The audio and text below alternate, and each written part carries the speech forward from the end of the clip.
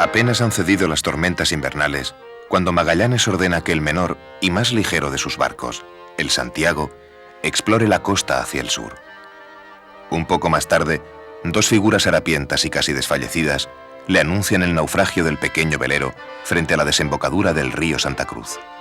La tripulación se pudo poner a salvo a duras penas y durante 11 días solo han comido hierbas y raíces.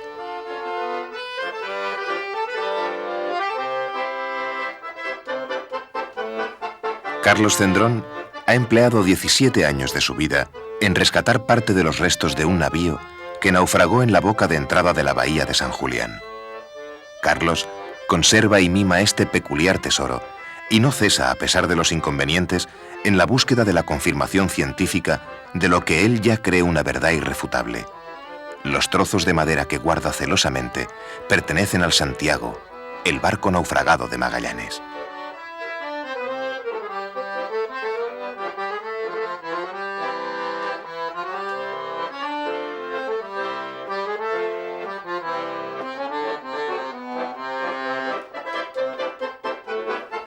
En su particular investigación, Carlitos, que así le llaman cariñosamente y con admiración sus convecinos de San Julián, considera que existen motivos suficientemente razonados como para pensar que la pequeña corbeta zozobró en las aguas de esta bahía y no en la desembocadura del Santa Cruz. Lo cierto es que aquella resulta sumamente peligrosa por sus frecuentes y cambiantes bajos de arena, y a lo largo de los tiempos ha tenido ocasión de cobrar tributo a algunos de los barcos que han osado entrar por donde lo hiciera la flota de Magallanes.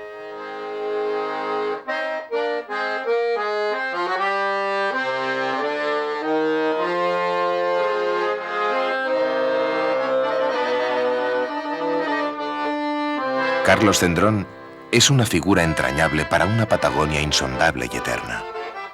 Hace 30 años abandonó los aires porteños de su ciudad natal, Buenos Aires, y se refugió con el acordeón y su buen sentido del humor en este mundo grandioso y olvidado de todos.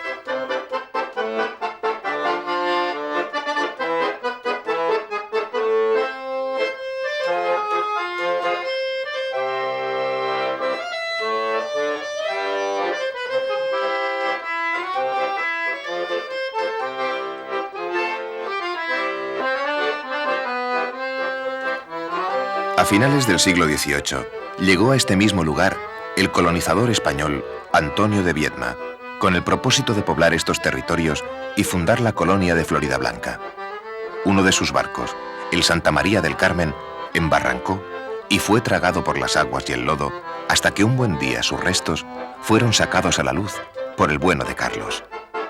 Este hombre, que ha sido capaz de gastar su tiempo y su esfuerzo para servir su curiosidad, ha sido capaz también, por su tenacidad, de conseguir que el gobierno argentino le vendiese una isla repleta de pingüinos y cormoranes donde están enterradas unas maderas que, poco importa que no sean del Santiago, si a él y a los que son como él, le sacuden de la modorra y letargo que provoca la bella y triste inmensidad de la Patagonia.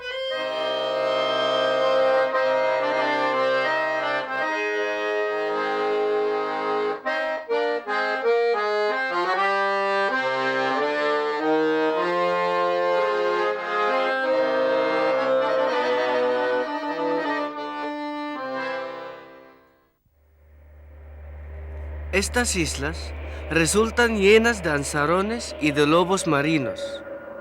Verdaderamente, el número de ansarones no se podría referir. En una hora, abordatamos todas las naves. Estos ansarones son negros y tienen exacto el plumaje del cuerpo y de las alas. No pueden volar y viven de la pesca. Tienen tal desarrollo que no era menester desplumarlos, sino que los desollábamos. Su pico es como de cuervo.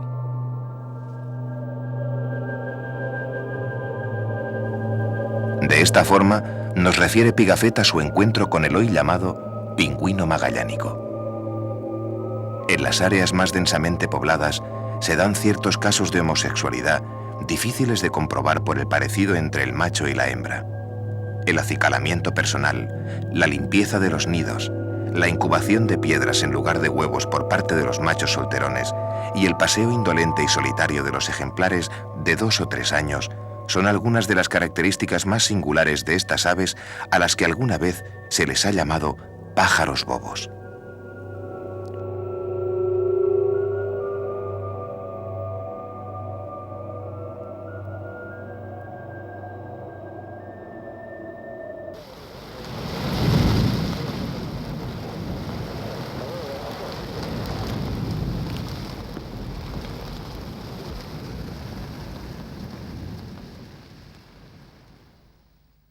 Bueno, muy bien. Pregunto, ¿a qué hora estimarían nuevamente reiniciar el viaje y cambio? Lo reiniciaremos inmediatamente. Dentro de 10 minutos estamos ya con rumbo hacia el sur. Cambio. Ok. A fines de agosto de 1520, solo 4 barcos han levado anclas del dramático puerto invernal de San Julián. Todavía se desatan furiosas tormentas que generan un mar embravecido y violento. La navegación se hace tan peligrosa que aún en nuestros días los barcos modernos evitan a toda costa esta zona para efectuar sus travesías. Magallanes, a estas alturas, ya no envía botes para la exploración. Parece extinguírsele su fe inquebrantable, que hasta ahora le había mantenido firme y seguro de sí mismo. Pero el bravo marino, aunque presa de la desesperación, todavía no se rinde.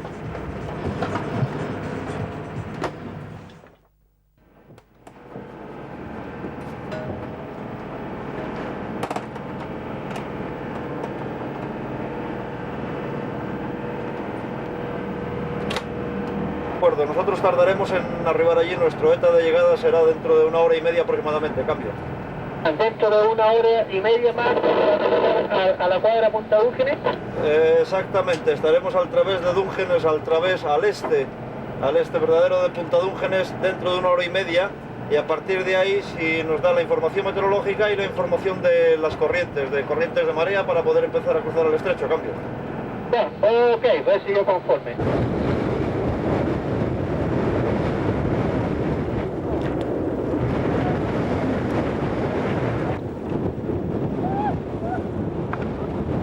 El día 21 de octubre, festividad de las 11.000 vírgenes, la medición de altura que se realiza en la Trinidad establece los 52 grados sur. El tiempo es inestable, con violentas y huracanadas ráfagas, y la mar está rizada en todas las direcciones.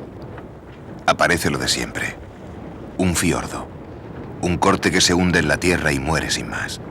Pero Magallanes no se rinde y decide la exploración. Una vez pasado el cabo de las 11.000 vírgenes, Magallanes se dirigió a la entrada del estrecho, la actual Punta Dúngenes, que tenemos aquí a la espalda. Justo ahí a la entrada, el capitán general ordenó al San Antonio y a la Concepción que explorasen el interior. Para ello les concedió una demora de 5 días, debido al estado de las provisiones y de los barcos. A partir de esos momentos, el temporal que les ocurrió fuera del estrecho hizo suponer un naufragio de las 2 naves exploradoras. Después de 5 días de navegación, vendrían con la buena nueva de que habían pasado la primera angostura.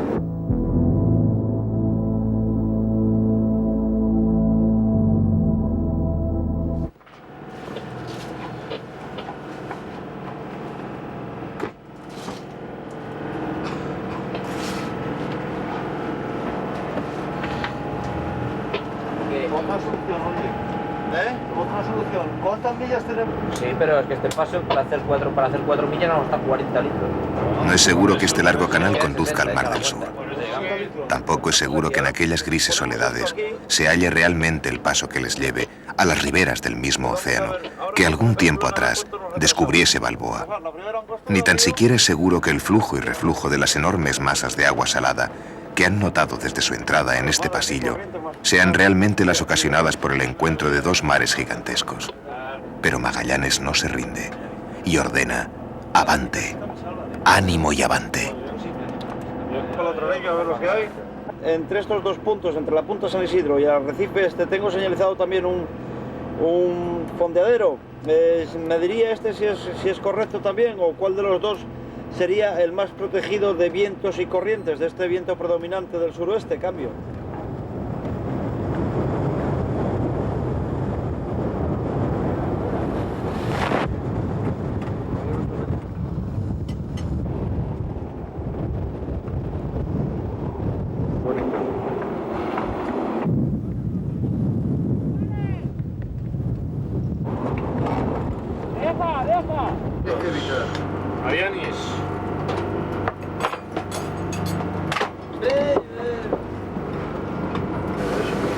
Espera, tomate. ¿Ya has tirado el arroz aquí? Coge ese arroz ahí. Coge ese arroz aquí. Coge ese arroz aquí. Los guarros. Es un guarro. ¿Otra vez? A ver, ¿con qué se come esto? ¿Con la mano? Solitarios y silenciosos, navegan los barcos entre ingentes y solitarios muros blancos de roca granítica. Cuando Magallanes bautiza aquella región fantástica y lúgubre como Tierra del Fuego, ignora en ese momento que sus barcos no solo han cruzado hemisferios y océanos, sino también la noche de los tiempos, para adentrarse en una época en la que los hombres no conocían aún la industria del fuego y tenían que alimentarlo continuamente para poder servirse de él.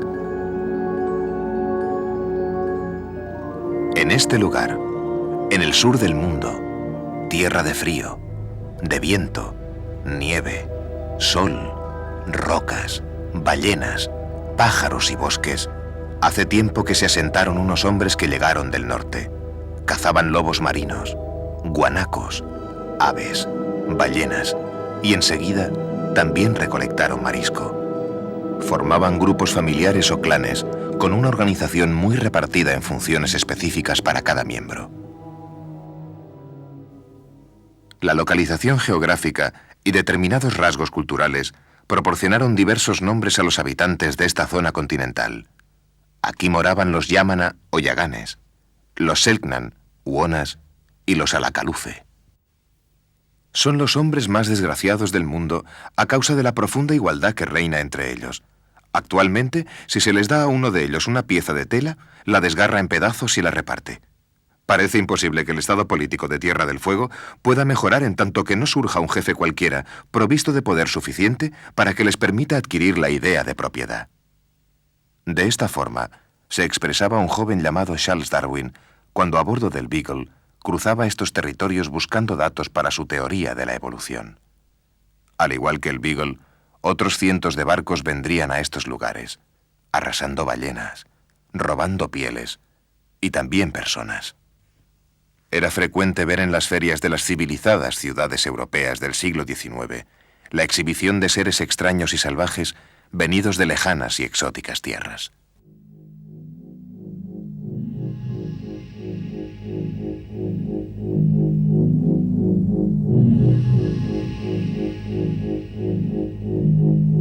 Cuando el reverendo anglicano Thomas Bridges llega en 1871 con su familia a la isla grande de Tierra del Fuego, solicitó del gobierno argentino que le concediera tierras para establecer una misión donde evangelizar y proteger a los nativos. Así fue como el señor Bridges fundó la estancia de Harberton y se integró de tal manera en las costumbres y la vida de los Onas y los Yamana que fue capaz de compilar un diccionario sobre la lengua de estos últimos con algo más de 30.000 palabras.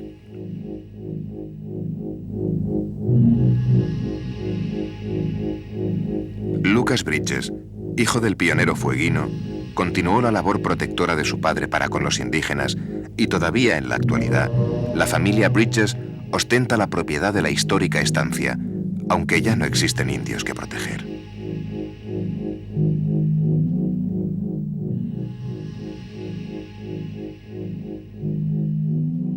Con señor Thomas Bridges. ¿Usted nacido aquí en la estancia? Thomas Goodall Bridges regenta y administra una estancia de 20.000 hectáreas de terreno donde pastan miles de ovejas y cientos de vacas. Con Thomas Bridges, ¿qué línea parental le une? Mi madre era nieta de Thomas Bridges. O sea, usted es bisnieto de Thomas Bridges. Sí. ¿Y usted a partir de qué edad se viene aquí a Estancia Harberton? Bueno, a Harberton vine en el año 54 por primera vez. Antes de eso estaba en la zona de Río Grande y en Punta Arenas.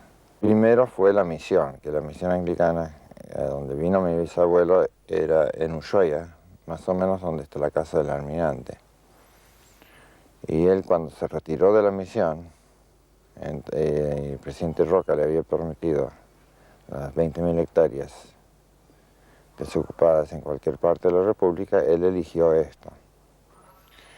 Entonces vino acá. Una trágica y esperpéntica realidad económica que avasalla y revienta las estructuras sociales de la nación argentina ha posibilitado que la tradición humanitaria y desinteresada de Harberton se oriente hacia objetivos e intereses que nada tienen que ver con la visión que un día tuvo el pionero de Ushuaia. Puede venir, pero va a costar muchísimo, va a ser un costo social tremendo, tremendo para el país en general. ¿Costo social en qué sentido? Es que tiene que haber una desocupación muy alta, algo como pasó en Chile, en el tiempo de Pinochet.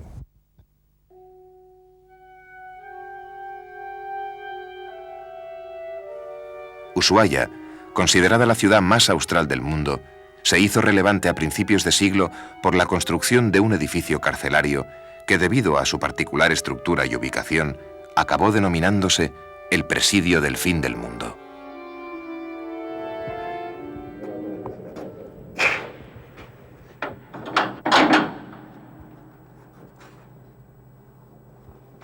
Entonces estos era uno de los pabellones, de los 5 que tenía el presidio. Claro, este era el pabellón número 1, era el ala histórica del presidio. Este pabellón tiene la particularidad que se conserva tal cual el año 1910. A diferencia del resto, conserva la pasarela y el pasamanos de madera. Es el primero que se construye. El resto de los pabellones, a medida que iba avanzando la tecnología del momento, construye la pasarela de material y el pasamanos de hierro. Incluso el color de las celdas y del pabellón en sí es original. En los estados, en San Juan del Salvamento, y luego se decide instalar una colonia penal en Tierra del Fuego, en Ushuaia precisamente. La idea era poblar un poco más el sur. Esos presidiarios que vienen en un principio trabajaban para la cárcel y para la población. Y también venía gente con 30 años, como el caso de Cayetano Santos Godino, el petiso orejudo que asesinaba a niños clavándole clavos en la cabeza, ese tipo de asesinatos. Pero fue el confinamiento y el destierro, aún dentro del propio país, para los presos políticos, lo que marcó desde los comienzos el destino de la cárcel de Ushuaia. Así, anarquistas y radicales, apresados tras el golpe militar de 1930, calentarían sus cuerpos con los vapores de esta antigua locomotora que les traía el pan y la leña.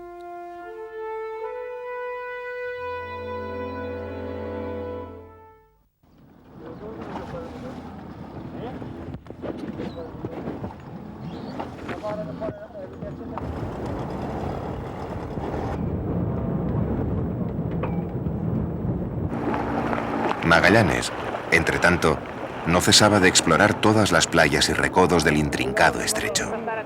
A intervalos, densas nieblas ocultaban aquel paisaje de pesadilla y en la atmósfera impenetrable y húmeda, todo adquiría contornos fantasmales. La mirada inquieta de los navegantes se clavaba en aquellas calmas espectrales. Sondean las aguas, las plantas, los animales, pero es inútil. Aquí nada parece tener vida. Lo único que logran descubrir son algunas algas y el cadáver de una ballena que los embates del mar han arrojado sobre aquellas agónicas playas. Una extraña visión debieron representar el avance de los 4 barcos descubridores, los primeros en la historia de la humanidad que surcaban aquellas negras y misteriosas aguas. Los escarpados muros de gneis y de granito que se levantan a más de 2000 metros sobre ambos lados del canal limitaban un mar agitado por torbellinos y un fuerte oleaje que descubría, a ambos lados, peligrosos y puntiagudos arrecifes. Qué equivocados estaban los eficientes cosmógrafos alemanes Schona y Beheim cuando representaban sus respectivos pasos como idílicos canales rectilíneos. La realidad, por contra, presentaba un inacabable cruce de caminos, un laberinto de vueltas y revueltas y de complicados fiordos que solo con mucho ingenio náutico y algo de suerte era posible superar.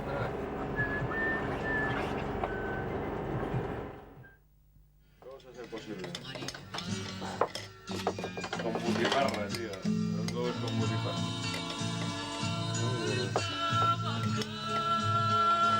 Si vas a hablar de una bajada de la película, no te da tu sentido, vamos.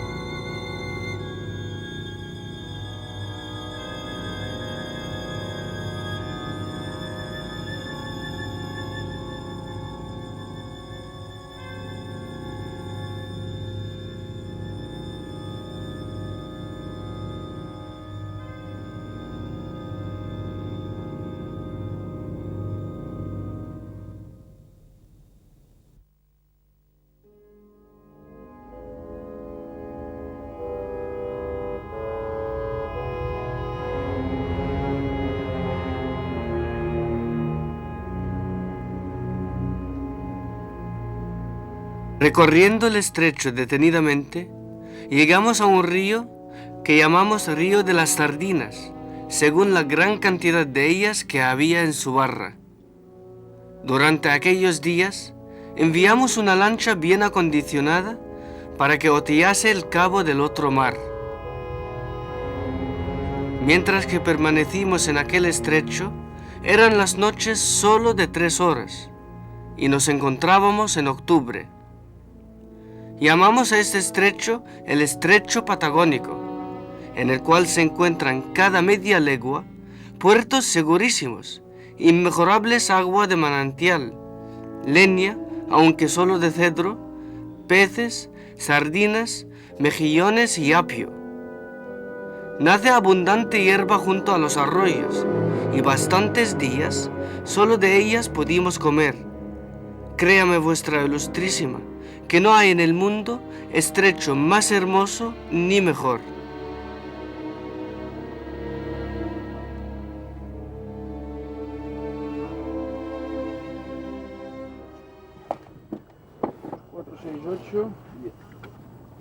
La cómoda estancia en una de las bahías idílicas de Pigafetta permitió que comprobásemos el estado de la quilla del Antaviana, el cual había recibido un fuerte impacto durante una de las travesías nocturnas del estrecho.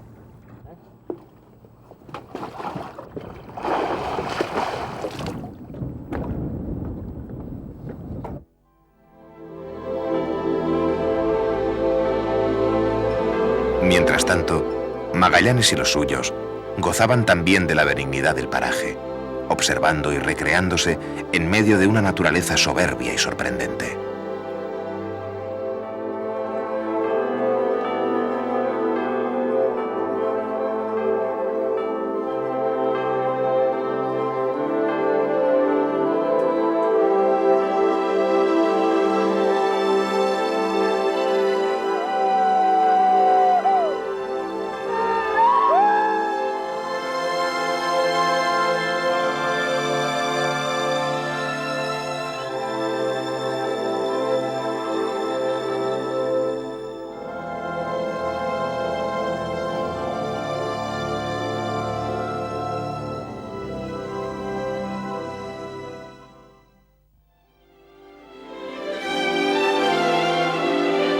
Justo al tercer día de haber marchado, la chalupa exploradora regresa en medio del incesante alboroto de sus tripulantes, que no dejan de gesticular y dar voces a lo lejos, en señal de alegría. Eran voces anunciadoras del hallazgo de la salida al mar desconocido, al mar que los conduciría a las islas de las especierías. En esos momentos ocurre algo inverosímil. El hombre de acero, el ya encanecido y flaco Magallanes, es presa de una crisis de llanto. Sus hombres apenas dan crédito a lo que ven. Y el inefable cronista de esta historia nos describe así el suceso. Il capitano generale lacrimò per allegrezza. El capitán general lloró por la tremenda alegría de haber descubierto el Mar del Sur.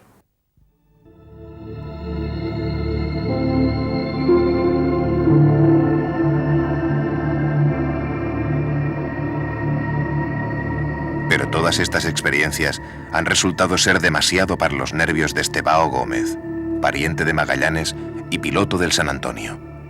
Tras convencer a algunos marineros y apresar al capitán de su barco, se da la media vuelta y 5 meses más tarde se presenta en Sevilla cuando sus compañeros están todavía en la parte opuesta del globo.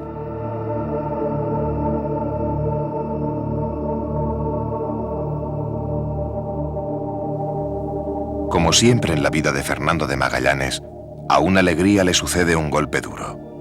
Pero este quizá es el peor de todos. El barco huido no solo se ha llevado a unas docenas de desertores, sino también la mayor parte de provisiones que aún guardaba la flota para el resto de la travesía. Pero Magallanes no se rinde.